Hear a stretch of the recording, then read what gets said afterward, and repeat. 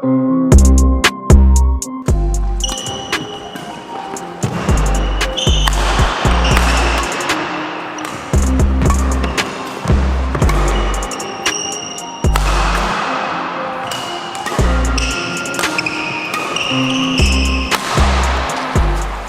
racket is strung with the blue variation of the BG66 Ultimax string. I'm pretty sure this racket was meant to be strung at about 26 pounds of tension, but as you can hear by the sound of it,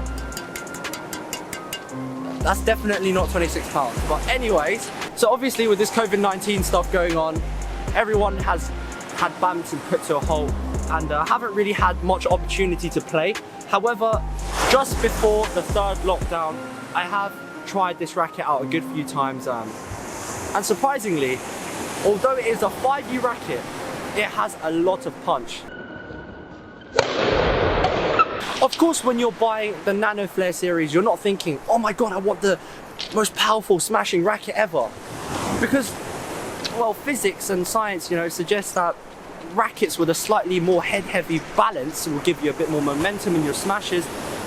And obviously rackets with a lighter head will allow you to have quicker maneuverability. So the thing is, Nanoflare series is famous because it combines the light head nature of these fast rackets whilst maintaining a good level of power. In terms of specs, you know, the frame shape is pretty much identical to Nanoflare 800. It's got the same kind of boxy design that's very, very aerodynamic, and it has the tucked in grommets to reduce air resistance. You see that on the Ultimax Z Force 2, the Dura Z Strike and so forth. So the main difference between the Nanoflare 800 and the LT model is that this one is lighter, but they also implemented some material improvements just to make sure your shot is solid. The thing is, in the past before, many racket companies have tried to produce ultralight rackets that give you a good solid punch. And a racket that managed to do this quite well previously was the Ultimax FB. However, that racket still lacked that kind of solidity when you're doing constant heavy smashing.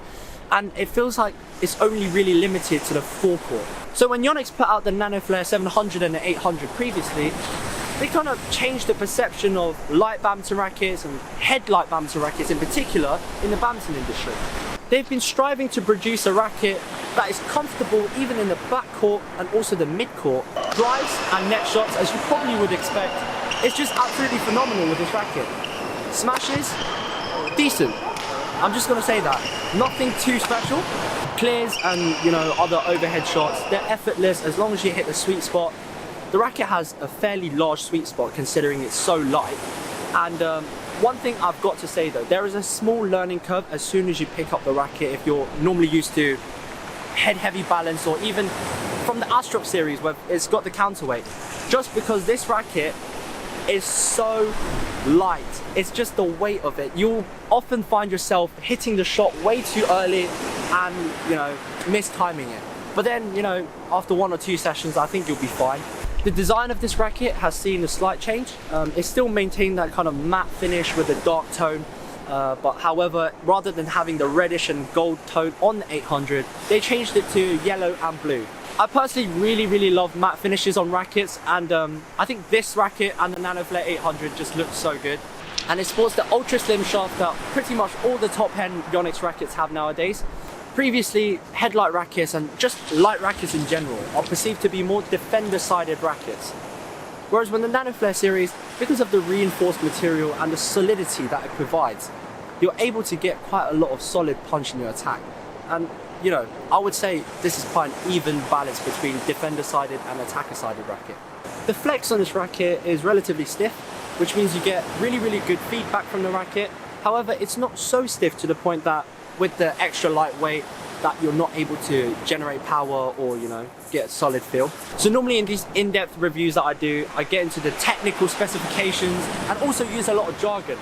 So for those people that are interested, it literally says on the racket, on the frame here, what the racket frame is made out of.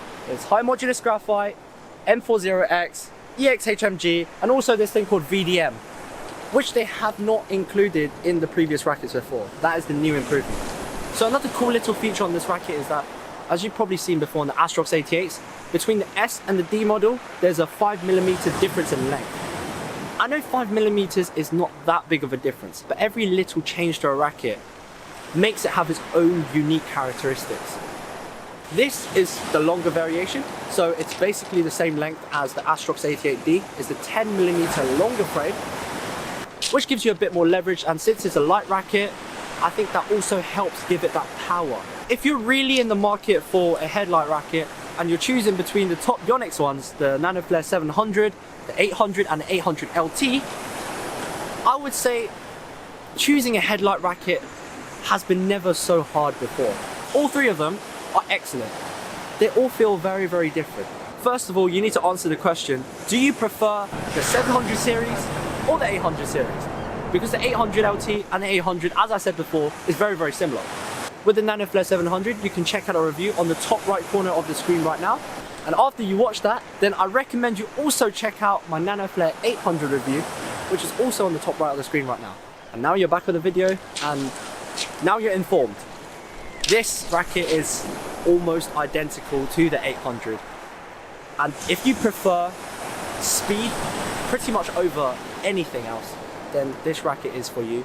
If you want a bit more solid punch in your shots, then the 800 series is more favorable than the 700. If you're a player that is slightly more intermediate level to less skilled, and you want a bit more of a flexible shaft on the racket that gives you that added oomph in your shot, and you also recognize that more flexible shafts tend to give you slightly less control, then the 700 is probably better. So what rackets would this racket be an upgrade to? It's a really, really hard question, because if you really like head-heavy rackets, then pretty much any head-heavy racket is going to be an upgrade over this, because this is just not for you. But if you're already more into even balance rackets or even headlight rackets, I would say it is a no-brainer when it comes to jumping from any racket to the 700, 800 or the 800 LT. They are just the reigning champions when it comes to headlight rackets. So my style of play leans more towards an attacker-sided play style. I tend to play in the backcourt in doubles, where I smash a lot, so therefore I prefer rackets such as the Astrox series. But that's not to say, you know, I don't really enjoy playing in the mid-court or the front court. I also really, really like quick shots, quick rallies. Hence why the Astrox 100s have been fantastic for me personally. If you're a mixed doubles player and you play at the front court, or you're just a player that really, really, really enjoys fast rallies, this racket, like the 800 and also the 700, is best suited for mixed doubles players, especially for the forecourt. However, I would also say that if you were to be playing doubles in a backcourt anyway, they're fine. Just don't expect ridiculous power.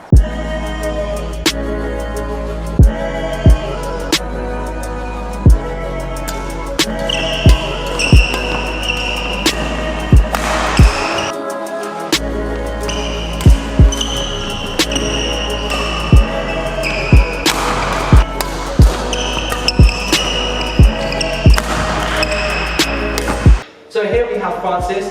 As you can see, she's a female. So here we have Frances. She's a mixed doubles player, and after trying the Nanoflare 800 LT for the first time, what are your thoughts? It's really light. That's it? Yeah. It's light. What about the power, the speed of it? It's really fast. So, what is your current racket right now? So what's your current racket right now, and how does it compare to the Nanoflare 800 LT? It's Astrox 88D, so it's heavier than this racket. It moves faster. Yeah. It's the same.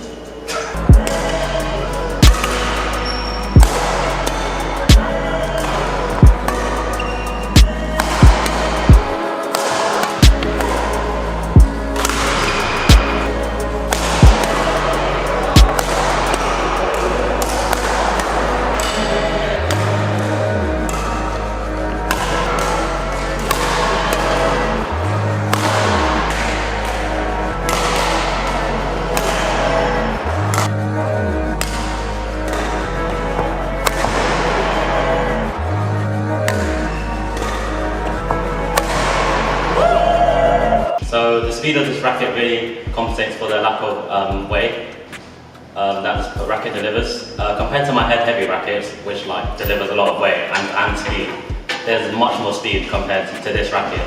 So when I gave it a shot, drives were quick and snappy, smashes were incredibly fast. Defense is actually surprisingly good to retrieve back. And yeah, would I switch? Yeah, I would switch because it's just really fast, but I just had to get used to it after a couple of rallies and that's it. So this racket is a lot heavier and a lot stronger. It's got a really nice smash, but it does lack every now and then in the front court, which this definitely has. Although I think for a doubles play, because predominantly I like men's doubles, so it's pretty good for the fast flat rallies, but when it comes to the smashing, it's lacking a bit. It doesn't have that same head feel which I'm used to. Although I can definitely see this being a good racket for others. But in my recommendation, I think the free or the regular Nanoflare 800 would be better in my opinion. I would definitely consider it, perhaps maybe not the light one, but the regular one, because there's this really nice feel, and even though it's headlight, it's not lacking in power, although if you compare it, it's not going to be there. Although, for the time being, I'm quite happy with my shiny new toy. So what rackets do you have right now? The Astrox 99. Would you switch from the Ultimax 99 to the Nanoflare 800 LT? Yeah, I would switch because it's light and it's quite fast. But when I used it, it was very powerful and very fast. So yeah, I recommend it, yeah. Have you tried any other headlight rackets in the past before? Not really. Sometimes I mostly use heavy ones, I guess. It's decent, but I would recommend it for front court doubles players, as it's got more control and it's quite flexible. But I would not consider switching rackets. Why is that? It's not very suited for my style. My style is more just hit as hard as you can.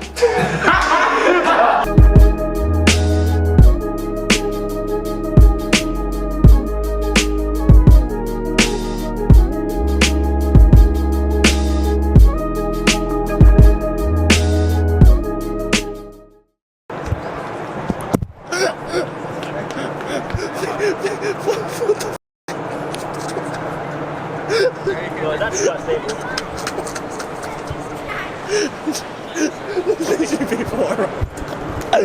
I actually can't breathe from laughing, fam. What do you mean? You're actually going to get a stitch, man.